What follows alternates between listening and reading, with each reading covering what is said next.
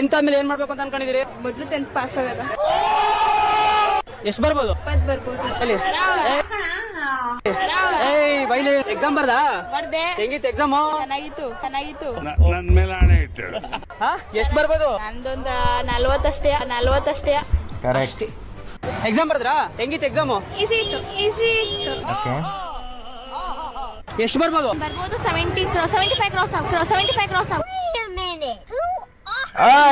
75. ಹಂಗಾರೆ paper easy ಇತ್ತಾ? ಹಾ, ಈಸಿ ಇತ್ತು. ಕಲ್ತಿರೋರ್ಗೆಲ್ಲ ಈಸಿನೇ. ಕಲ್ತಿರೋರಿಗೆಲ್ಲ ಎಕ್ಸಾಮ್ ಹೆಂಗ್ ಬರ್ದ್ರಿ?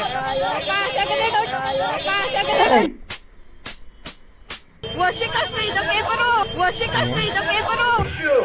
ಹಿಂಗ್ ಗೊತ್ತಿಲ್ಲ. ಅಮ್ಮಂಗ್ ನಾಯಿ ಹೊಡ್ದಂಗ್ ಹೊಡಿದ. ಇಲ್ಲ ಎಲ್ಲ ಹೇಳ್ಕೊಟ್ರು ಅಂತವ್ರೆ. ಎಂತದು ಇಲ್ಲ. ಅಂದ್ರೆ ಎಕ್ಸಾಮ್ ಬರ್ದ್ರಾ? ಬರ್ದು ಪೇಪರ್ ಹಂಗ್ ಕೊಡ್ತಿಲ್ಲ, ಡಿಗ್ರಿ ಮಾಡಂಗ್ ಕೊಡ್ತಾರೆ ಪೇಪರ್ನ. ಎಲ್ಲ ಈಸಿ ಇತ್ತು ಅಂತವ್ರೆ. ಏನ್ ಈಸಿ ಇತ್ತು ಅವ್ರಿಗೆ ಸುಖ. ಹೇಳ್ಕೊಟ್ರಂತೆ. ಯಾರು ಹೇಳ್ಕೊಟ್ರು? ಎಲ್ಲ ಹೇಳ್ಕೊಟ್ರಂತ. ಹೇಳ್ಕೊಟ್ಟಿರೋರು ನನ್ ಪಕ್ಕ ಕೂತ್ಕೊಂಡು ನನ್ ಮಕ್ಕನೇ ನೋಡ್ತಾವೆ. ಇವನೊಬ್ಬ ನನ್ ಮಕ್ಕ ನೋಡ್ತಾನೆ, ಅವ್ನು ಅವಳ ಮಕ್ಕ ನೋಡ್ತಾನೆ. ನನ್ಗೆ ಎಲ್ಲರೂ ತೋರಿಸ್ತಾರೆ. ಓ ಹಂಗೆ. ಈಗ SLC ಆದ್ಮೇಲೆ ಏನ್ ಮಾಡ್ಬೇಕು ಅಂತ ಅನ್ಕೊಂಡಿದ್ದೆ? ಕಾಮರ್ಸ್. ಯಾಕೆ ಆರ್ಟ್ಸ್ ಬೇಡವಾ? ಬೇಡ, ಬಿಸ್ನೆಸ್ ಮಾಡ್ಬೇಕು ನಾವು. Congratulation brother. ಈಗ 10th ಆದ್ಮೇಲೆ ಏನ್ ಮಾಡ್ಬೇಕು ಅಂತ ಅನ್ಕೊಂಡಿದ್ದೀರಾ? ಸೈನ್ಸ್. ಯಾಕೆ ಸೈನ್ಸ್? ಆರ್ಟ್ಸ್ ಬೇಡವಾ? ಕಾಮರ್ಸ್ ಬೇಡವಾ? ಯಾಕೆ? ಅಲ್ಲ ಏನ್ ಆಗ್ಬೇಕು ಅಂತ ಅನ್ಕೊಂಡಿದ್ದೀರಾ ಸೈನ್ಸ್ ತಗೊಂಡಿ? ಸೈಂಟಿಸ್ಟ್ ಆಗೋಣ.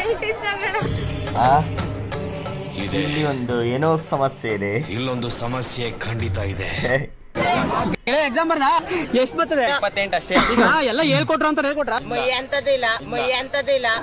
ಯಾವ ಇವೆಲ್ಲ 10th ಆದ್ಮೇಲೆ ಏನ್ ಮಾಡ್ಬೇಕು ಅಂತ ಅನ್ಕೊಂಡಿದ್ದೀರಿ? ಪಾಸ್ ಆದ್ರೆ ಮ್ಯಾರೇಜ್, ಫೇಲ್ ಆದ್ರೆ ಗ್ಯಾರೇಜ್. ನೀನು ಮಗನೇ ಅಲ್ಲ, ನೀನು ಬೋಳಿ ಮಗ ಅಂತ.